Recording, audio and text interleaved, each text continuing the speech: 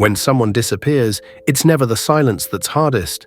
It's the questions that echo in the dark. Where did they go? And more importantly, who wanted them gone?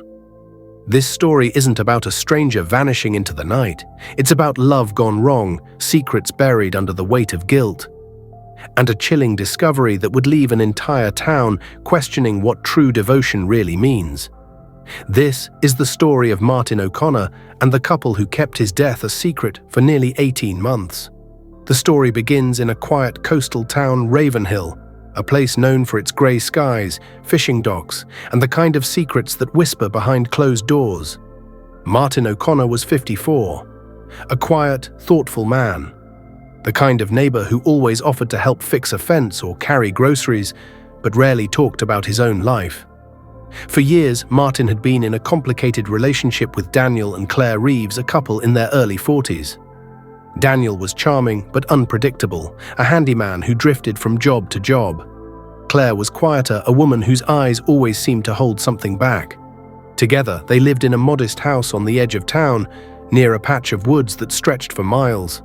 Locals said the three shared a strange bond, something like love, but not quite.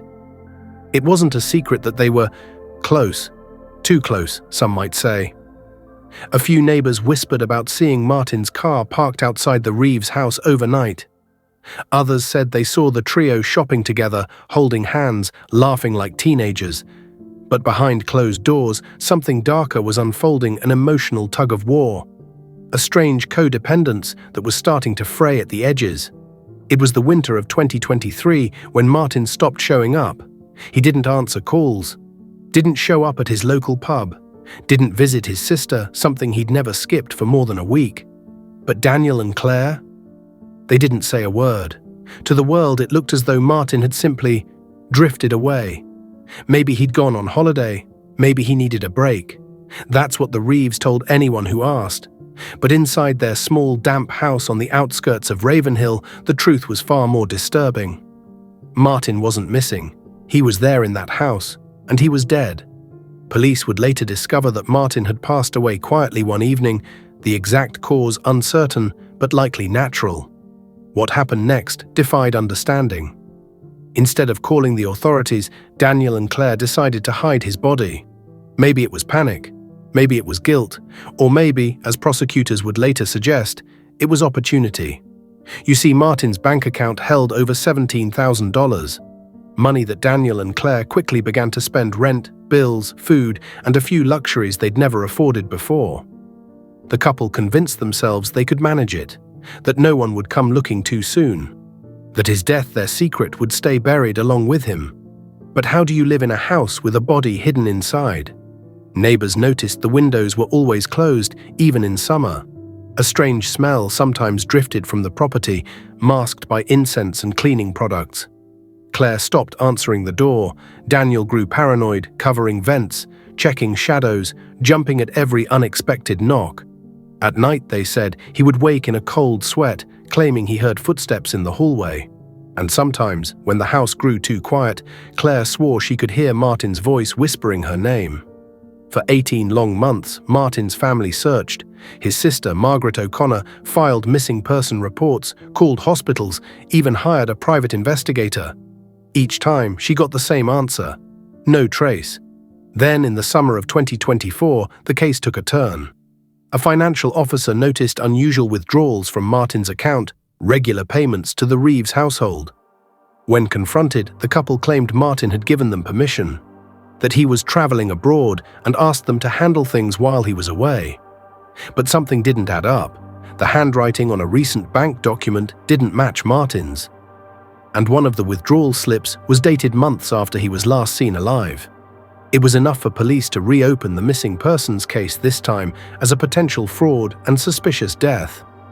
The day police arrived at the Reeves home, it was raining, a slow, steady drizzle that soaked into the earth and carried the smell of decay.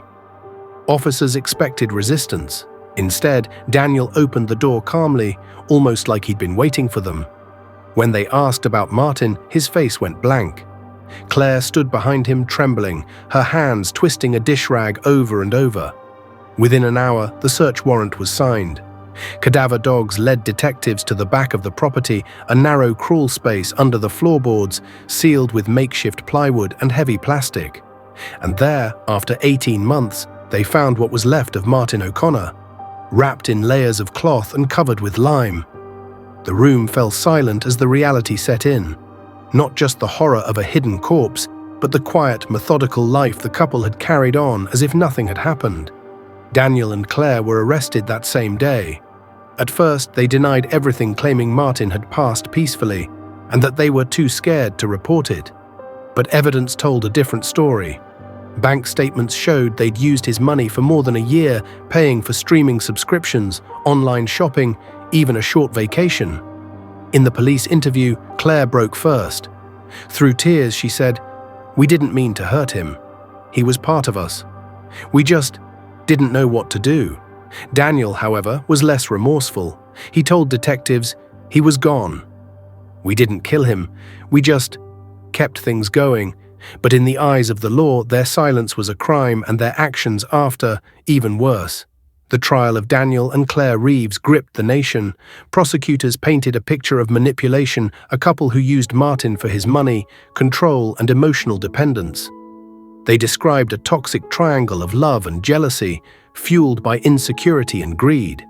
Witnesses came forward, friends who recalled hearing arguments through thin walls or seeing bruises on Martin's arm weeks before his death. The defense claimed fear drove them, that they'd panicked when he died, terrified they'd be accused of something worse. But the jury wasn't convinced. 18 months of lies, spending, and deceit painted a clearer story, not of fear, but of exploitation. After 3 weeks, the verdict came down: guilty of concealing a death, abuse of a corpse, and financial fraud. Daniel received 7 years in prison, Claire 5. Martin's remains were finally laid to rest not far from his childhood home. His sister Margaret spoke at the small ceremony. Her voice shook as she said, "For a long time, I thought he'd left because he was tired of us. I never imagined. He was here the whole time. Neighbors in Ravenhill still talk about that house. It's been empty ever since. Some say you can still see faint light flickering in the back room, where the crawl space once was. Others claim to hear footsteps when they pass at night. But maybe that's just the weight of guilt, echoing where truth was buried too long. In the end, secrets rot like the bodies we try to hide. Love, when twisted by fear and greed, becomes unrecognizable. And for every truth buried in silence, there's someone waiting to dig it up." This was the story of Martin O'Connor, a man whose life ended quietly, but whose silence spoke louder than any words. Because the dead don't stay hidden forever.